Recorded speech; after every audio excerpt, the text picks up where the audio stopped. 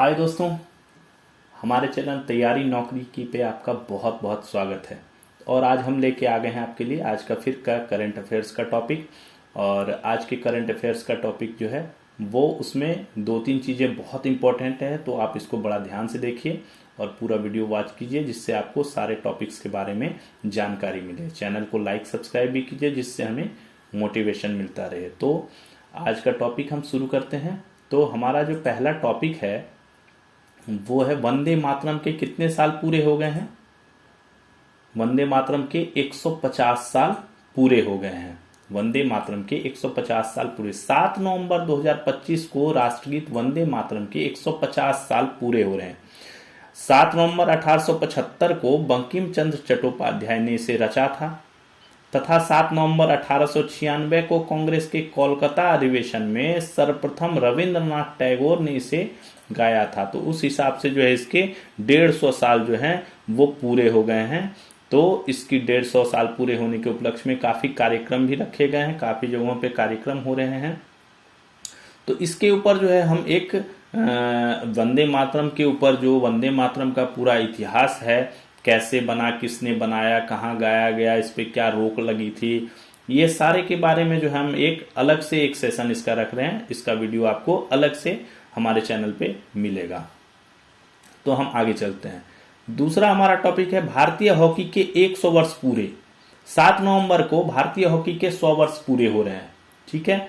Hockey का पुराना रूप 4000 वर्ष पहले मिस्र में पाया गया। जो सबसे प्राचीन रूप था इसका हॉकी का, ये सबसे पहले कहाँ मिस्र में पाया गया। आधुनिक हॉकी जो अभी वर्तमान में हॉकी खेली जा रही है, इसका विकास 18वीं शताब्दी में इंग्लैंड में हुआ।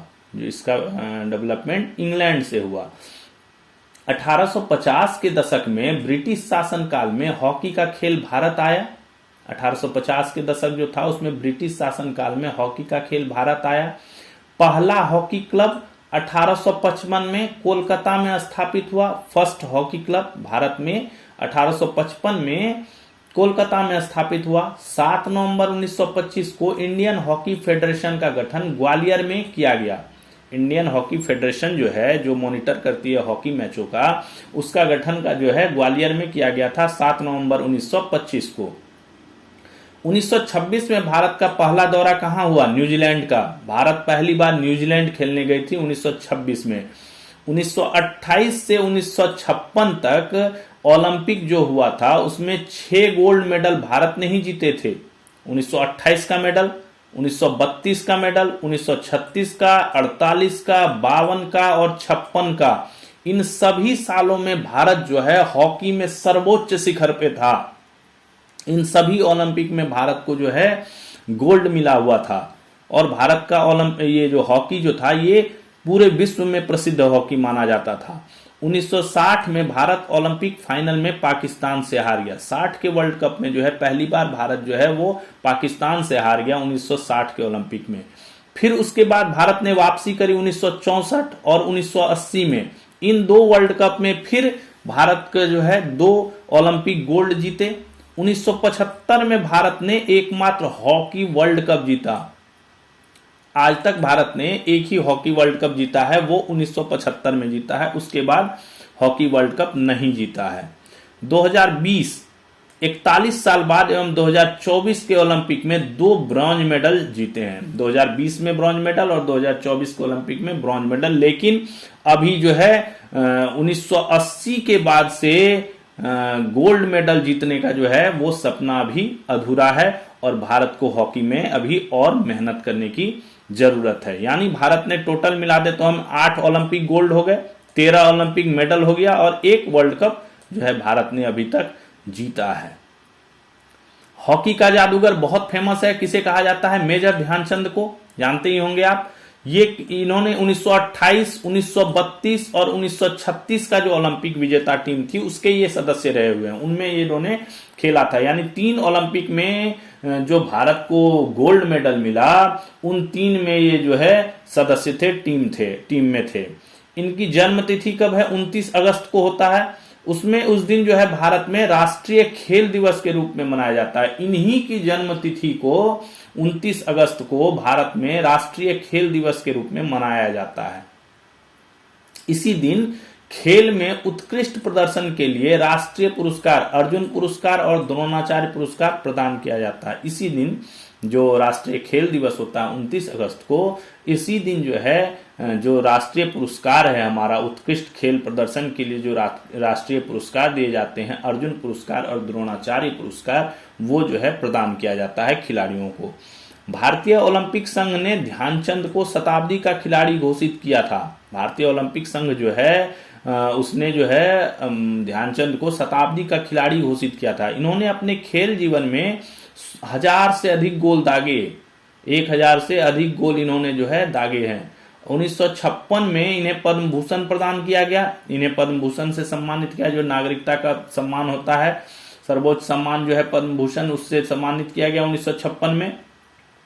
इनको भारत रत्न देने का भी जो है काफी जो है प्रयास किया गया है, बट अभी तक मिला नहीं है। लेकिन काफी चर्चाएं, काफी बहस जो है इस पे होती है कि इनको जो है भारत रत्न का जो है सम्मान प्रदान किया जाए। ध्यानचंद की ऑटोबायोग्राफी कौन सी है? गोल नाम से जो है लिखी गई है ऑटोबायोग्राफी, ठीक है।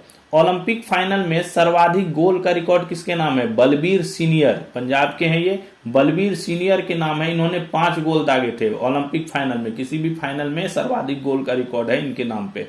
और दूसरा रिकॉर्ड एक जो है भारत के लिए सबसे तेज गोल दागने का रिकॉर्ड गुरजंट सिंह के नाम पे है, जिन्होंने 13 सेकेंड में गोल किया था। 13 सेकेंड के अंदर जो है इन्होंने गोल कर दिया, तो सबसे तेज गोल दागने का रिकॉर्ड भी इनके नाम है। तो ये था हॉकी का हमारा बेसिक इंफॉर्मेशन जो हमें पता होना चाहिए कि कब कब भारत ने हॉकी का मेडल जीता। अभी भारत की हॉकी की स्थिति उतनी अच्छी नहीं है जो जब हॉकी भारत में शुरू हुआ था या भारत ओलंपिक खेलना शुरू किया था उस समय थी। उस समय भारत अपने पूरे पीक पे था, पूरे सर्वोच्च पे था। अभी भारत की हॉकी टीम को अभी और ज्यादा मेहनत करने की आवश्यकता है, जिससे अगले ओलंपिक में जो है वो गोल्ड मेडल ला सके। और इतने सालों बाद 80 के बाद से जो अभी तक गोल्ड नहीं आया है, वो गोल्ड भारत आ सके। 80 से 20 और 25 45 साल हो गए, भारत को अभी तक गोल्ड मेडल नहीं मिला है। अगला जो हमारा टॉपिक है वो है बिहार विधानसभा का प्रथम चरण चुनाव। बिहार विधानसभा का पहले चरण का मतदान 6 नवंबर को संपन्न हो गया। फर्स्ट चरण इलेक्शन का जो है वो 6 नवंबर को हो गया। इसमें जो बिहार की टोटल विधानसभा कितनी है? 243 सीट है, उनमें से 121 यानी लगभग आधे के पर जो है वो वोटिंग हो गई। इसमें लगभग 64.66% मतदान हुआ, जो कि आजादी के बाद से सबसे ज्यादा मतदान का आंकड़ा है। ये इंडिपेंडेंट के बाद जो है सबसे ज्यादा मतदान जो है बिहार में 64.66% इस चरण में हुआ। इससे पहले 2000 में 62%, 62.57% मतदान जो है वो हुआ था। राज्य के मुख्य निर्वाचन पदाधिकारी कौन है? श्री विनोद सिंह गुंजियाल। अगला चरण कब होगा? अगला चरण का मतदान जो है 11 नवंबर को है, और रिजल्ट कब आना है? इसका परिणाम 14 नवंबर को जारी किए जाएंगे। गणना, मतों की गणना 14 नवंबर को होगी और उसी दिन जो है परिणाम जारी होंगे। तो ये 2 चरण में इलेक्शन होने हैं बिहार में। 6 नवंबर का चरण समाप्त हो गया। अगला चरण जो है वो 11 नवंबर को होना है और 14 को रिजल्ट घोषित किया जाएगा। अगला जो है राज्यसभा में 2 नए सांसद मनोनीत किए गए हैं, नियुक्त किए गए हैं। प्रमुख उद्योगपति और ट्राइडेंट ग्रुप के संस्थापक पद्मश्री राजेंद्र गुप्ता और सतपाल शर्मा को राज्यसभा सांसद के रूप में शपथ लिया गया। ये दोनों ने जो है राज्यसभा सांसद के रूप में इन्होंने शपथ लिया था। ये मनोनीत किए गए हुए सदस्य हैं।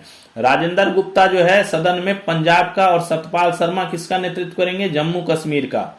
ये राजेंद्र गुप्ता जो हैं उद्योगपति, ये पंजाब का नेतृत्व करेंगे और सतपाल शर्मा जम्मू कश्मीर का प्रतिनिधित्व करेंगे। राज्यसभा सदस्य संजीव अरोड़ा के इस्तीफे के बाद पंजाब के सत्तासीन आम आदमी पार्टी ने राजेंद्र गुप्ता को नामित किया गया था। ठीक है, जब ये संसद सदस्य संजीव अरोड़ा इन्होंने इस्तीफा दे दिया, तो पंजाब की जो आम आदमी पार्टी थी उन्होंने इन राजेंद्र गुप्ता को जो है इसके लिए नामित किया था। उपराष्ट्रपति ने इन्हें इनकी पद की शपथ दिलाई।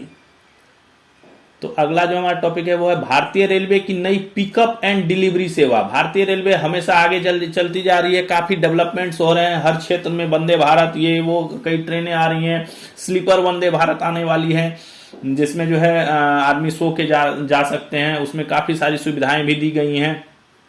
अभी भारतीय रेलवे ने क्या किया है, एक नया पिकअप एंड डिलीवरी सिस्टम शुरू किया है। भारतीय रेलवे ने अभी प्रोजेक्ट बेस पे है, ये पायलट प्रोजेक्ट के रूप में मुंबई कोलकाता के बीच शुरू किया है, इन रूट पे शुरू किया है। छोटे, खुदरा व घरेलू सामानों की ढुलाई करने का कार्य शुरू किया है। क्या किया है, जो घरेलू सामान है उनकी ढुलाई करने का कार्य जो है बेसिकली शुरू किया है। इसमें रेलवे लोगों के घरों से सामान पिकअप कर गंतव्य पते तक पहुंचाने का काम रेलवे ही करेगा। क्या होगा, अब पहले क्या होता था कि अगर किसी को रेलवे से कोई सामान ले जाना है तो उसको वो सामान लेके जो है रेलवे यार्ड में जाना पड़ता था, पार्सल ऑफिस में जाना पड़ता था, वहां पे सामान की बुकिंग होती थी, वहां दलाल भी होते थे, वे कुछ पैसा इधर उधर भी लेते थे और उस तरह से बुकिंग वगैरह होती थी। अब क्या हो गया, अब जो रेलवे ने कहा है कि नहीं, हम जो है सामान को घर से ही पिक कर लेंगे और जो आप डिलीवरी का एड्रेस दोगे, जैसे होता है स्पीड पोस्ट या कुरियर वाले पहुंचाते हैं, उस हिसाब से जो है रेलवे आपके घर पे जो है उस सामान को पहुंचा देगी। यानी ना तो आपको वहां रेलवे यार्ड में सामान लेके जाने की आवश्यकता है और ना गंतव्य स्टेशन से आपको घर लाने की झंझट से मुक्ति मिल जाएगी। ठीक है, तो ये बहुत अच्छी सेवा, अभी ये सेवा सिर्फ मुंबई और कोलकाता के बीच जो है ये शुरू की गई है, धीरे धीरे इसको जो है पूरे देश में लागू किया जाएगा। ठीक है, अगला जो हमारा टॉपिक है, बहुत इंपॉर्टेंट टॉपिक है, सर्वोच्च न्यायालय का ऐतिहासिक आदेश। बहुत इंपॉर्टेंट टॉपिक है आज का। देखिए, भारत के सर्वोच्च न्यायालय ने गिरफ्तार व्यक्ति के अधिकारों पर ऐतिहासिक फैसला सुनाया है। भारत के सर्वोच्च न्यायालय, सुप्रीम कोर्ट ऑफ इंडिया ने जो गिरफ्तार व्यक्ति के अधिकारों पर, भाई कोई व्यक्ति गिरफ्तार हो गया तो उसके भी तो अधिकार हैं, मानवाधिकार है, उसके बेसिक राइट्स हैं, उसके भी तो अधिकार हैं, उसके ऊपर जो है ऐतिहासिक फैसला सुनाया है। क्या सुनाया है, न्यायालय ने सभी तरह के अपराधों में गिरफ्तारी पर पुलिस आरोपित को उसकी भाषा में लिखित रूप में गिरफ्तारी का आधार बताने का निर्देश दिया है। न्यायालय ने डायरेक्ट किया है कि किसी भी तरह का अपराध हो, कोई भी तरह का, किसी भी कानून के अंतर्गत वो अपराध हो, पर गिरफ्तारी अगर करती है पुलिस उसकी ये आरोपित को, तो उसको वह जिस भाषा में जानता है, जिस भाषा की उसको जानकारी है, उसकी भाषा में, रिटेन में, ये नहीं कि भरबली उसको मुंह से बता दिया कि तुमको जो है गिरफ्तार किए हैं, तुम्हारे ऊपर ये चार्ज है, नहीं, उसको उसकी भाषा में और इनफैक्ट रिटेन में जो है गिरफ्तारी का आधार बताया जाएगा कि आपको जो है इन इन कारणों के कारण गिरफ्तार किया जाता है, और उसको उसकी भाषा में, अगर वो हिंदी जानता है तो हिंदी, बांग्ला जानता है तो बांग्ला, तमिल जानता है तो तमिल, कन्नड़ जानता है तो कन्नड़, उसकी भाषा में उसको जो है बताया जाएगा। कोर्ट ने कहा कि गिरफ्तारी या उसके बाद जल्द से जल्द लिखित में आधार बताए जाएंगे। ये भी नहीं है कि उसको गिरफ्तार कर लिया, अच्छा ठीक है तुमको हम बताएंगे, कोई बात नहीं, आज नहीं कल बताएंगे कि काहे तुमको गिरफ्तार किए हैं, नहीं, उसको ऐसा नहीं है। उसको जो है इमीडिएटली, जल्द से जल्द, एट द अर्लीएस्ट जो है उसको बताया जाएगा कि तुमको काहे गिरफ्तार किया गया है। लेकिन अगर तत्काल ऐसा संभव नहीं, लेकिन कभी कभी हो सकता है कि किसी ऐसी जगह से उसको गिरफ्तारी की गई हो जहां पे ये प्रबंध नहीं हो पाया कि उसको रिटर्न में जो है बताया जाएगा कि भाई तुमको इसलिए गिरफ्तार किया गया, हो सकता है कई ऐसी जगहों पे गिरफ्तारी हो जाती है, उस कंडीशन में भी कोर्ट ने दे दिया है, तो अभियुक्त को मजिस्ट्रेट के समक्ष, उसमें एक तो रूल है ना कि 24 घंटे के अंदर जो है मजिस्ट्रेट के समक्ष प्रस्तुत किया जाएगा, तो मजिस्ट्रेट के समक्ष पेशी से 2 घंटे पूर्व उसे गिरफ्तारी के लिखित आधार देने ही होंगे। अगर जब उसको मजिस्ट्रेट के सामने पेशी किया जाएगा, उससे 2 घंटा पहले उसको गिरफ्तारी के लिए जो लिखित आधार है, लिखित आधार में उसको जो है गिरफ्तारी का रीजन जो है वो देना ही पड़ेगा, और उसको भी लिखित रूप में, ठीक है, और उसकी भाषा में। ऐसा नहीं होने पर, अगर पुलिस ऐसा नहीं करती है, ठीक है, तो गिरफ्तारी और उसके बाद की गई रिमांड अवैध हो जाएगी। अगर ऐसा नहीं करती है तो गिरफ्तारी और उसके बाद जो दी गई रिमांड जो है, कोर्ट से अगर रिमांड उसको मिलता है, वो सब अवैध हो जाएगा, इनवैलिड हो जाएगा, और उस व्यक्ति को रिहा होने का अधिकार होगा, और वो आदमी को ये अधिकार होगा कि वो रिहा हो सकता है, ठीक है, कोर्ट में चैलेंज करेगा और रिहा हो जाएगा इस बेस पे कि ये ऑर्डर के तहत, ठीक है। तो उसको, उसका ये बेसिक राइट्स है कि उसको जो है लिखित रूप से जो है गिरफ्तारी का आधार जो है वो बताया जाए, नहीं तो उसको जो है रिहा होने का अधिकार हो जाएगा, ठीक है, ये बताया गया है। कोर्ट ने यह भी कहा कि गिरफ्तारी के संबंध में इस प्रक्रिया को तत्काल प्रभाव से लागू किया जाना चाहिए। ये नहीं है कि इसको लागू नहीं, इमीडिएटली ये इफेक्ट में आ गया है, ठीक है, ये इमीडिएटली इफेक्ट में ले लिया गया है। यह फैसला किस अनुच्छेद के अंतर्गत किया गया है? अनुच्छेद 22(1). 22(1) में क्या है? गिरफ्तारी के आधार बताने के संवैधानिक अनिवार्यता। इसमें गिरफ्तारी के जो है, अभियुक्त को गिरफ्तारी का जो है संवैधानिक अनिवार्यता के बारे में संदर्भ में बताया है गया है इसमें अनुच्छेद 22(1) में। इसी के तहत जो है ये जो है फैसला जो है अपना मुख्य जो भारत सरकार के सुप्रीम कोर्ट ने जो है वो लिया है। इसका फैसला किसने दिया? मुख्य न्यायाधीश BR गवई, भूषण रामकृष्ण गवई साहब ने जो है ये दिया है, और जस्टिस अगस्टिन जॉर्ज ने जो है इस मसीह की पीठ ने जो है ये फैसला सुनाया है। इन दोनों जस्टिस की पीठ ने जो है, मुख्य न्यायाधीश हमारे BR गवई साहब जो हैं उन्होंने जो है ये फैसला दिया है। ये अभी रिटायर होने वाले भी हैं। 23 नवंबर को इनका जो है सेवावधि खत्म हो जाएगा। 24 नवंबर से जो है हमारे 53वें चीफ जस्टिस ऑफ इंडिया हो जाएंगे। न्यायाधीश सूर्यकांत जो है, न्यायमूर्ति सूर्यकांत जो है वो 53वें भारत के चीफ जस्टिस ऑफ इंडिया हो जाएंगे। इनका कार्यकाल जो BR गवई साहब हैं, भूषण रामकृष्ण गवई साहब, इनका कार्यकाल 23 नवंबर तक को समाप्त हो जाएगा। यह फैसला 2024 के Mumbai BMW hit and run मामले के आरोपित मिहिर राजेश शाह द्वारा दायर अपीलों पर आधारित है। 2024 में एक मुंबई में केस हुआ, BMW hit and run case. इसमें जो आरोपित था मिहिर राजेश शाह, उसको जो है जब पुलिस ने गिरफ्तार किया गया तो उसने जो है मांगा कि मुझे जो है किस बेस पे गिरफ्तार किया गया है ये बताओ। तो पुलिस ने उसे जो है ये रिटेन में नहीं दिया था, जिस आधार पे जो है ये सुप्रीम कोर्ट में केस गया, और सुप्रीम कोर्ट ने ये फैसला जो है ऐतिहासिक फैसला सुना दिया है। बहुत इंपॉर्टेंट टॉपिक है, इसको ध्यान में रखिएगा। अगला क्या है हमारा? CBSE, central board of secondary education. CBSE ने पहली बार अपना सहोदय स्कूल कॉम्प्लेक्स सम्मेलन अंतर्राष्ट्रीय स्तर पर दुबई में आयोजित किया।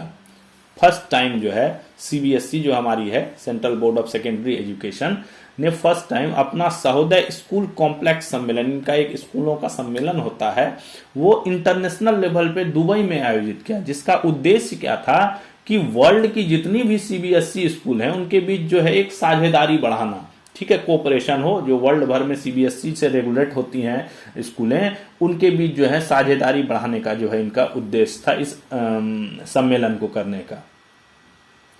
अगला आयकर विभाग एवं CBSE का विषय। CBSE काफी एक्टिव है अभी, तो आयकर विभाग ने इसके कोलेबोरेशन में, CBSE के साथ कोलेबोरेशन में विशेष जागरूकता अभियान चला दिया है।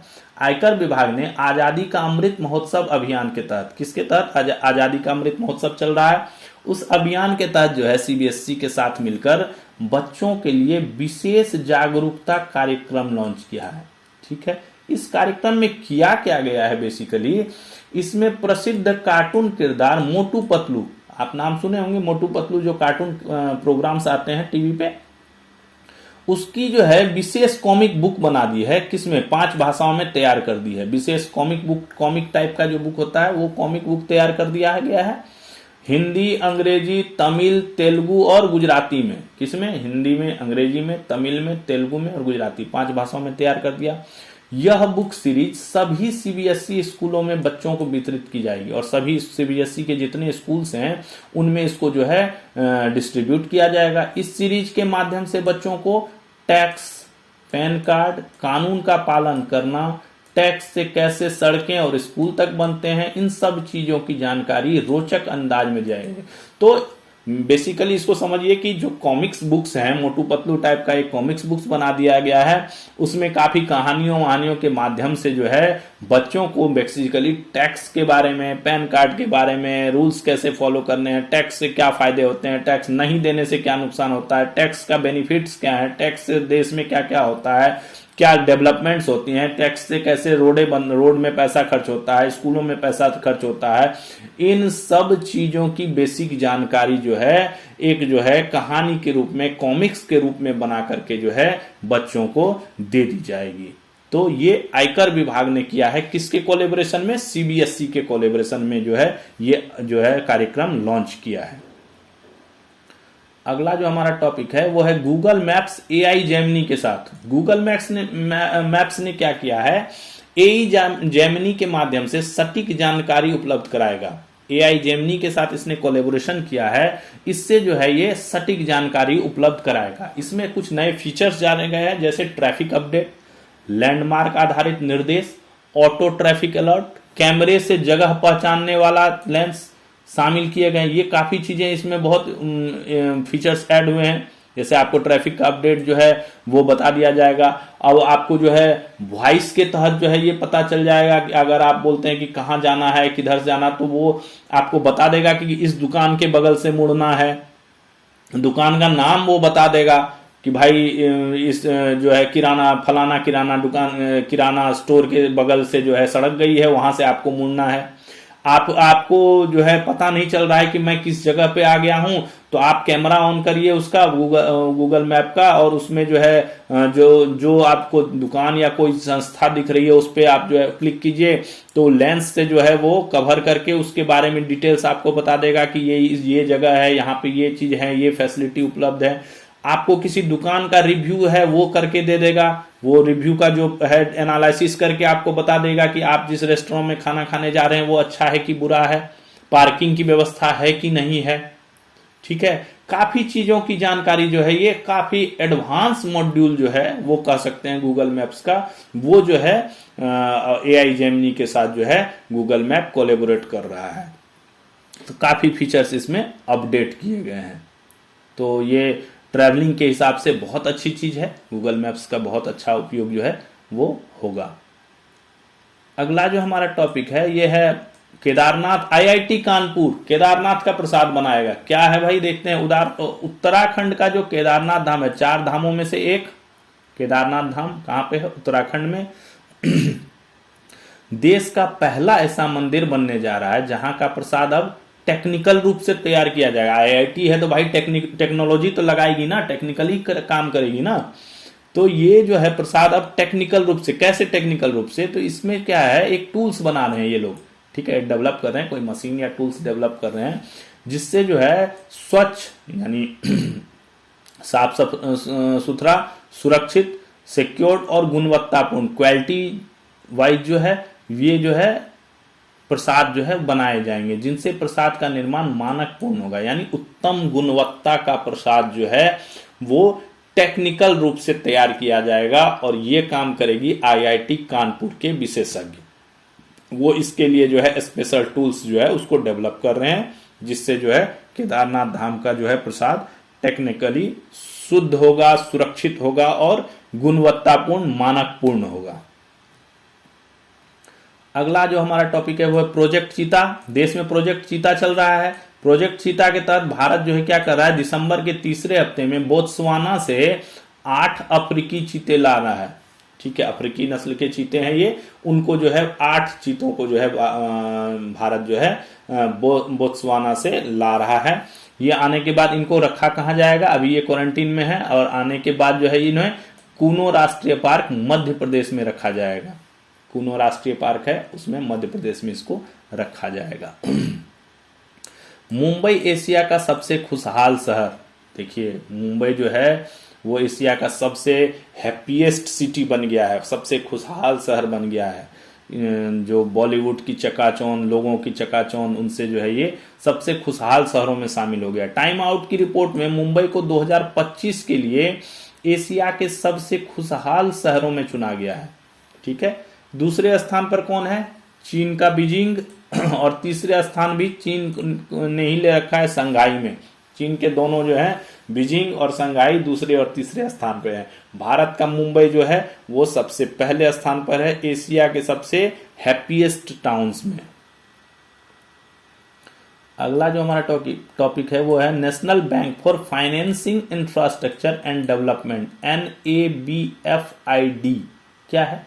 National bank for financing infrastructure and development, NABFID एक सरकारी विकास वित्त संस्था है, एक गवर्नमेंट से चलने वाली डेवलपमेंट वाली फाइनेंशियल जो है ये संस्था, ऑर्गेनाइजेशन है, जिसे देश के बुनियादी ढांचा परियोजनाओं के लिए दीर्घकालिक फंडिंग उपलब्ध कराने के लिए स्थापित किया गया था।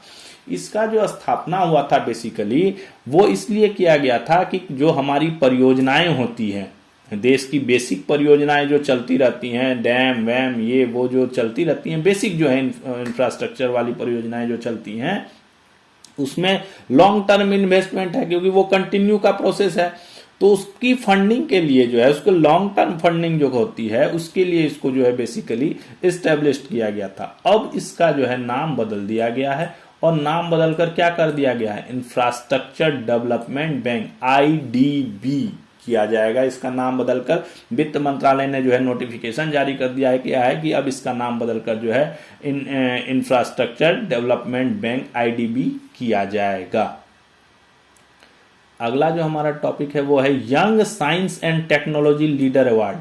अभी पिछले सेशन में, कल या परसों के सेशन में मैंने डिस्कस किया था कि अभी नई दिल्ली में जो है एक कन्वेंशन हुआ था, कॉन्क्लेव आयोजन किया गया था। कहाँ पे, भारत मंडपम में emerging science technology and innovation conclave आयोजित किया गया था। उसमें हमने काफी डिस्कस किया था कि उसमें जो है चिकित्सा के क्षेत्र में काफी ज्यादा डेवलपमेंट हुई थी। चिकित्सा के क्षेत्र में जो है जो कैंसर वगैरह के लिए जो है काफी चीजें बनाई गई थी। उसमें जो है प्रोजेक्ट हुए थे। प्रधानमंत्री नरेंद्र मोदी ने इनको एड्रेस किया था इस कॉन्क्लेव को।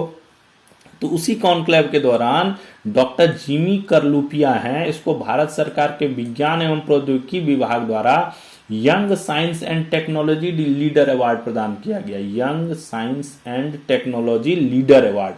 यह पुरस्कार इन्हें मेटल वेस्ट रिसाइकलिंग के क्षेत्र में उत्कृष्ट योगदान के लिए दिया गया है।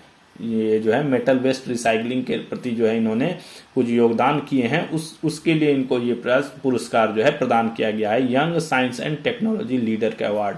ये जो मीटिंग है, ये जो कन्वेंशन है, ये कॉन्क्लेव जो है ये अभी दिल्ली में हुआ था, भारत मंडपम में आयोजित किया गया था। ऑडिटोरियम है उसमें आयोजित किया गया था। अगला जो है हमारा निसान ऑटो।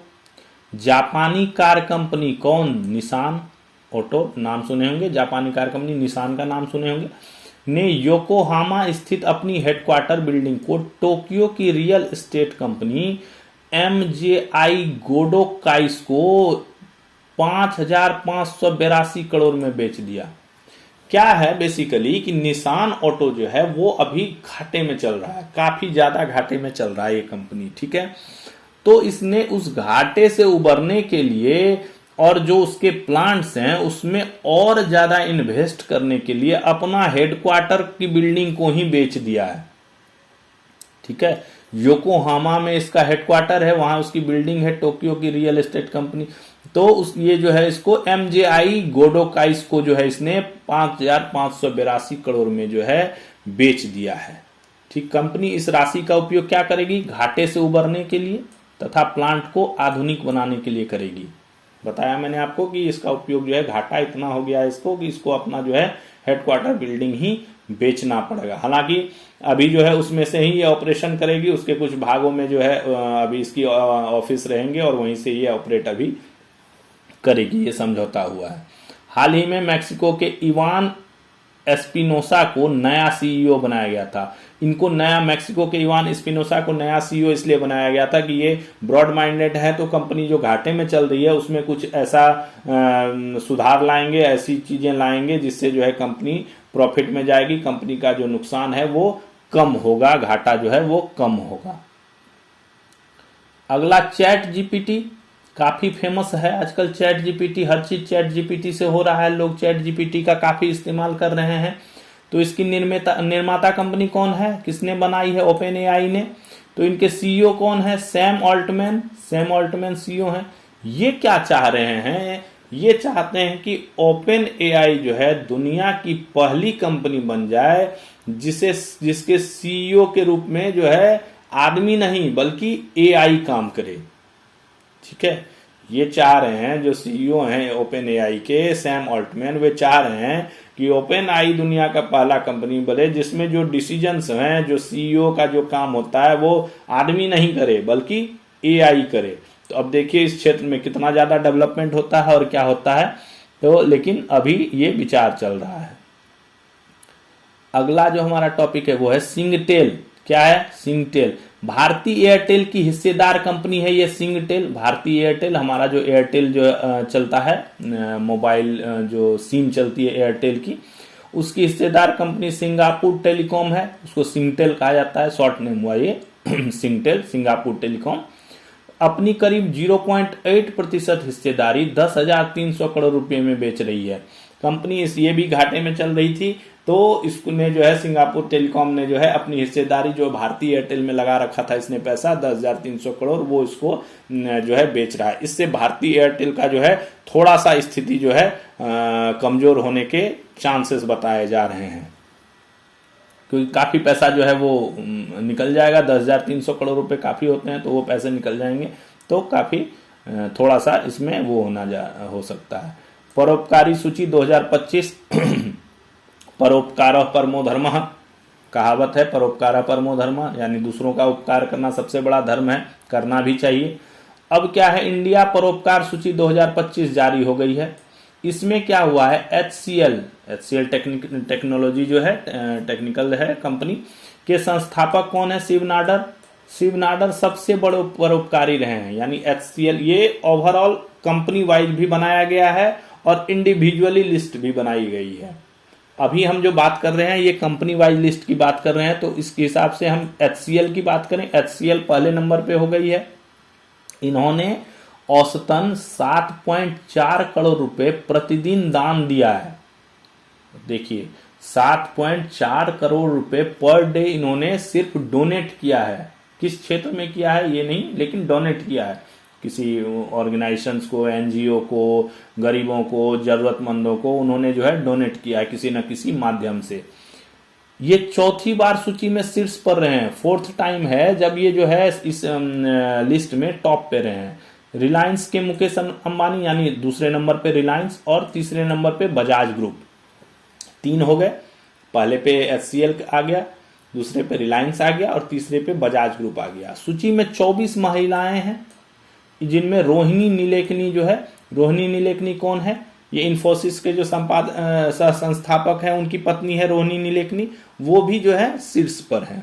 अब जो इंडिविजुअली दान की हम बात करते हैं, तो व्यक्तिगत दान सूची में भी नाडर का परिवार जो है फर्स्ट पे है, तथा दूसरे स्थान पर इन्फोसिस के संस्थापक नंदन नीलेकनी खुद हैं, तथा तीसरे स्थान पर रोहिणी नीलेकनी उनकी पत्नी है। ये इंडिविजुअली दान में भी जो है, वो तो कंपनी के तरफ से हो गया, पूरी संस्था हो गई एक, और जब इंडिविजुअली दान में भी जो है इनका जो है नाडर पहले पे है, दूसरे पे नंदन नीलेकनी और तीसरे पे जो है उनकी पत्नी रोहिणी नीलेकनी है।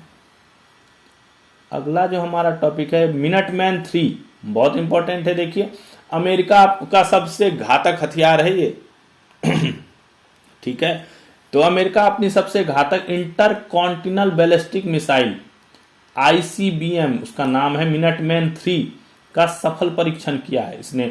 अभी क्या हुआ, अमेरिका के राष्ट्रपति ने जो है कहा कि सभी देशें जो है परमाणु परीक्षण कर रही हैं। मिसाइल रूस जो है हर दूसरे दिन जो है वो परमाणु ऊर्जा से चलने वाले, कभी पनडुब्बी का, कभी जलपोत का, कभी किसी चीज का, कभी मिसाइल का जो है वो परीक्षण किए जा रहा है। तो ट्रंप ने कहा कि हम भी परीक्षण करते हैं, तो उसने क्या किया, अपना जो घातक मिसाइल है, बैलिस्टिक मिसाइल मिनटमैन 3, उसका जो है परीक्षण किया और वो सफल रहा। इसे परमाणु हमले की स्थिति में डूम्सडे वेपन, ये बेसिकली परमाणु हमले से बचाव वाला वेपन है, ठीक है। डूम्सडे वेपन यानी अंतिम प्रतिशोध हथियार भी कहा जाता है, ये डूम्सडे वेपन कहा जाता है इसको। इसका जो है यह 5500 किलोमीटर या उससे अधिक दूरी तक लक्ष्य भेदने में सक्षम है। 5500 किलोमीटर या उससे आगे की दूरी पर भी अगर कोई टारगेट है उसको भी ये भेद सकता है। इसकी रेंज लगभग 6700 किलोमीटर तक रेंज है एवं स्पीड देखिए कितनी ज्यादा है, 24,140 किलोमीटर प्रति घंटा की रफ्तार से, कितनी हाई स्पीड वाली ये बैलिस्टिक मिसाइल है।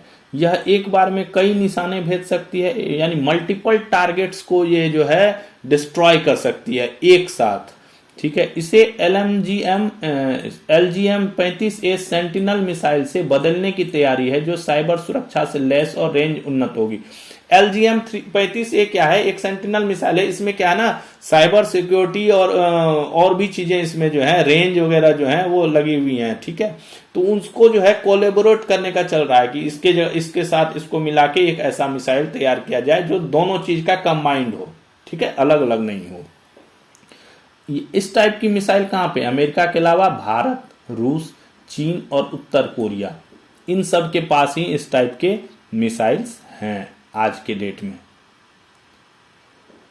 अगला हमारा टॉपिक है क्रथोंग उत्सव कहां पे मनाया जाता है, थाईलैंड में 27 अक्टूबर से 5 नवंबर के बीच क्रथोंग उत्सव मनाया गया। 27 अक्टूबर से 5 नवंबर के बीच क्रथोंग उत्सव है जो थाईलैंड में मनाया जाता है। यह मुख्य रूप से बैंकॉक की चाओ फ्राया नदी के तट पर बने मंदिर में मनाया गया। इसमें क्रथोंग क्या होता है, छोटे छोटे तैरते टोकरे, छोटे छोटे टोकरे बनाते हैं और जो तैरने लायक होते हैं, और उनको ये जो है जल में प्रवाहित कर देते हैं इस उत्सव के अवसर पर, ठीक है। यह त्योहार थाई संस्कृति में जल देवी के प्रति आभार प्रकट करने तथा नए आरंभ का प्रतीक माना जाता है। ऐसा माना जाता है कि जल देवी का ये आभार प्रकट करते हैं, और ऐसा माना जाता है कि ये जो क्रथोंग को पानी में प्रवाहित करते हैं, छोटे छोटे टोकरों को जो पानी में प्रवाहित करते हैं, इसके साथ जो है पुरानी जितनी हमारी समस्याएं हैं उनको प्रवाहित कर देते हैं, और नए आरंभ का इसको जो है प्रतीक माना जाता है ये क्रथोंग उत्सव को। अगला जो हमारा टॉपिक है वो है नेशनल गतका एसोसिएशन। गतका क्या है, गतका सुने होंगे आप लोग। गतका एक क्या है ना, युद्ध मतलब युद्ध कौशल है, एक युद्ध का एक तरीका है, ठीक है ना, गतका। तो इसको एक गेम के रूप में जो है कन्वर्ट किया गया है। नेशनल गतका एसोसिएशन द्वारा 7 से 9 नवंबर तक बेंगलोर सिटी यूनिवर्सिटी बेंगलोर में दूसरा फेडरेशन गतका कप 2025 का आयोजन किया जाएगा। सेकेंड फेडरेशन गतका कप 2025 का आयोजन किया जाएगा। कहां पे, बेंगलोर में, ठीक है। इसमें भारत के सर्वश्रेष्ठ युवा गतका योद्धा अपने जंगी कौशल का प्रदर्शन, बताया मैंने कि ये एक बेसिकली युद्ध की प्रणाली है, ठीक है। उसको गेम का जो है वो रूप दे दिया गया है, और इसमें जो है अपने जंगी कौशल का प्रदर्शन करते हैं कि किस तरह इसको जो है वो लड़ी जाती है। यह खेल मुख्य रूप से पारंपरिक सिख युद्ध कला पर आधारित है। सिखों की जो पुरानी युद्ध कला होती थी उसको मेनली ये कहा जाता था गतका युद्ध कला जो है, जिसमें खिलाड़ी तलवार और ढाल लेकर एक दूसरे के खिलाफ प्रतिस्पर्धा करते हैं। तो वही तलवार और ढाल रहता है, उससे अपना खेलते हैं, और उसमें होता है कि जिसको किसी अंक टच करने पर जो है कुछ वो नंबर वगैरह जो है इस टाइप से होते हैं। तो ये गतका जो है गेम है। इससे पहले 13वां राष्ट्रीय गतका चैंपियनशिप भिलाई में आयोजित किया गया था। इससे पहले जो 13th राष्ट्रीय नेशनल लेवल का जो चैंपियनशिप था वो भिलाई में ऑर्गेनाइज किया गया था। अंतर्राष्ट्रीय गतका फेडरेशन की स्थापना अंतर्राष्ट्रीय इंटरनेशनल लेवल पर भी ये मान्य है, जो 1982 में इसकी जो है फेडरेशन की स्थापना, इंटरनेशनल फेडरेशन की स्थापना की गई थी। अगला जो हमारा टॉपिक है वो है भारत ऑस्ट्रेलिया T20 सीरीज चल रही है। सबको पता है भारत ऑस्ट्रेलिया T20 चल रही है। कितने मैच हो गए, 4 मैच इसके समाप्त हो गए हैं, अब 1 मैच और बचा है। चौथा मैच अभी हुआ। चौथा मैच में क्या हुआ, भारत ने ऑस्ट्रेलिया को 48 रन से हरा दिया है, ठीक है। पहला मैच में क्या हुआ था, पहला मैच में क्या हुआ था, बारिश के कारण पहला मैच रद्द हो गया था। दूसरा मैच में भारत हार गया था। तीसरे और चौथे दोनों कंटिन्यू मैच में भारत ने ऑस्ट्रेलिया को हरा करके सीरीज जो है कितने से अभी कर ली है, 2-1 से हो गया है। भारत 2 मैच जीत गया, ऑस्ट्रेलिया 1 तो रद्द हो गया। अब 1 मैच बचा है। अगर भारत हारता है तो सीरीज बराबरी पे समाप्त होगा। अगर भारत जीतता है तो वैसे भी सीरीज उसने वैसे भी जीत रखी है, 2-1 से आगे है वो। तो अभी भारत अजेय स्थिति में पहुंच गया है। अगला जो हमारा टॉपिक है वो है पाकिस्तान एवं दक्षिण अफ्रीका सीरीज। ये भी सीरीज चल रही है, पाकिस्तान एवं दक्षिण अफ्रीका के बीच 3 मैचों की वनडे सीरीज चल रही है। दूसरा मैच हुआ तो इसमें दक्षिण अफ्रीका ने पाकिस्तान को 8 विकेट से हराकर सीरीज 1-1 से बराबरी कर ली है। 1 मैच और होने हैं इस सीरीज में, ठीक है। अभी लास्ट मैच होना है, अभी सीरीज 1-1 से बराबर है। पहले मैच में पाकिस्तान जीत गया था, दूसरे मैच में दक्षिण अफ्रीका ने जीत करके इसको बराबर कर लिया है। अगला सीरीज जो चल रहा है हमारा न्यूजीलैंड एवं वेस्ट इंडीज T20 सीरीज, ये भी चल रहा है। दूसरा मुकाबला हुआ, उसमें न्यूजीलैंड ने वेस्टइंडीज को 3 रन से हरा दिया है। ठीक है, ये अभी क्रिकेट की सीरीज जो चल रहे हैं करंट में उनकी डिटेल्स है। ट्राइडेंट ओपन गोल्फ टूर्नामेंट, ये जो है ट्राइडेंट ओपन गोल्फ टूर्नामेंट 11 से 14 नवंबर तक चंडीगढ़ में खेला जाएगा। ये एक ट्रेडिशनल गोल्फ का जो है प्रोफेशनल गोल्फ का टूर्नामेंट होता है, Trident open golf tournament national level का। तो ये जो है 11 से 14 नवंबर तक चंडीगढ़ में खेला जाएगा। स्मृति मंधाना को प्लेयर ऑफ द मंथ के लिए नॉमिनेट किया गया है। क्या है, भारतीय महिला क्रिकेटर स्मृति मंधाना काफी अभी चर्चा में है ना। अभी जो महिला विश्व कप जो हुआ है, हमारी महिला क्रिकेट टीम ने जो विश्व कप जीता है, उसके बाद से हमारे क्रिकेटर्स काफी चर्चा में हैं। तो स्मृति मंधाना जो है, इसको अक्टूबर महीने के लिए आईसीसी ने प्लेयर ऑफ द मंथ के लिए नॉमिनेट किया है। ये एक प्लेयर ऑफ द मंथ चलता है इनका, कि हर महीने के लिए जो है एक प्लेयर को वो किया जाता है कि इनका परफॉर्मेंस बहुत अच्छा रहा, तो इसको प्लेयर ऑफ द मंथ घोषित किया जाता है। सितंबर माह वाले में इन्हें player of the month already एक बार अवार्ड जो है मिल रखा है। सितंबर महीने में भी ये प्लेयर ऑफ द मंथ का अवार्ड ले चुकी हैं। ठीक है, तो अभी इस महीने अक्टूबर वाला रिजल्ट अभी आया नहीं है, अक्टूबर महीने के लिए इनको नॉमिनेट किया गया है। इसका डिसीजन जैसे आएगा तो हम आपको जानकारी दे देंगे। अगला जो हमारा टॉपिक है वो है इंग्लैंड के पूर्व फुटबॉल कप्तान डेविड बेकहम। डेविड बेकहम का नाम आपने सुना ही होगा, फुटबॉल के काफी मशहूर खिलाड़ी हैं। तो इंग्लैंड के पूर्व फुटबॉल कप्तान डेविड बेकहम को किंग चार्ल्स तृतीय ने नाइटहुड की उपाधि दी थी। अभी इससे पहले भी इसको किसी को दी गई थी नाइटहुड उपाधि। मैंने 2-3 दिन पहले भी चर्चा की थी नाइटहुड की उपाधि की। तो उसमें इंग्लैंड के जो है पूर्व फुटबॉल कप्तान डेविड बेकहम को अभी जो है किंग चार्ल्स ने थर्ड ने नाइटहुड की उपाधि दी है। ये इसमें बेसिकली होता है, ये सम्मान है इनका, नागरिक सम्मान है, बहुत इंपॉर्टेंट सम्मान है, जो सबसे सर्वोच्च सम्मान माना जाता है। ये सम्मान उन्हें फुटबॉल और समाज सेवा में योगदान के लिए दिया गया है। ठीक है, ये सम्मान इनको फुटबॉल और समाज सेवा में योगदान के लिए इनको दिया गया है। अब ये क्या कहलाएंगे सर? डेविड बेकहम कहलाएंगे ये। अगला जो है एशियाई खो खो महासंघ। एशियाई खो खो महासंघ को एशियाई ओलंपिक परिषद ने मान्यता दे दी है। जो एशियाई ओलंपिक परिषद है, जो ओलंपिक को रेगुलेट करती है, एशियाई ओलंपिक को, उसने जो है एशियाई खो खो महासंघ को मान्यता दे दी। ये खो खो के इतिहास में बहुत बड़ी उपलब्धि है। ठीक है, खो खो को इस तरह अंतर्राष्ट्रीय लेवल पे मान्यता मिलना खो खो खेल के लिए, क्योंकि खो खो खेल में जो है ना काफी अभी उतना ज्यादा जो है एडवांस रूप में हुआ नहीं है और उतना ज्यादा प्रचलन में नहीं है। ठीक है, इसको उतनी मान्यता भी नहीं मिली है। अब जो है ये अंतर्राष्ट्रीय लेवल पे जो है जब इसको मान्यता मिल गई है, तो अब ये खेल जो है काफी आगे बढ़ेगा। यह ऐतिहासिक उपलब्धि खो खो को आधिकारिक तौर पर एशियाई व ओलंपिक अभियान में शामिल करती है। इससे ऑफिशियली जो है ये किसी भी एशियाई गेम होगा या ओलंपिक में होगा, तो उसमें खेलने के लिए ये अपना जो है नॉमिनेशन जो है डाल सकती है, खेलने के लिए अपनी टीम भेज सकती है और ये रिक्वेस्ट कर सकती है कि हमें इस टीम में उसमें कंपटीशन में खेलने दिया जाए। तो ये खो खो को बढ़ावा देने के रास्ते में ये बहुत अच्छा प्रयास है। अगला जो टॉपिक है वो है हमारा 2026 का T20 विश्व कप।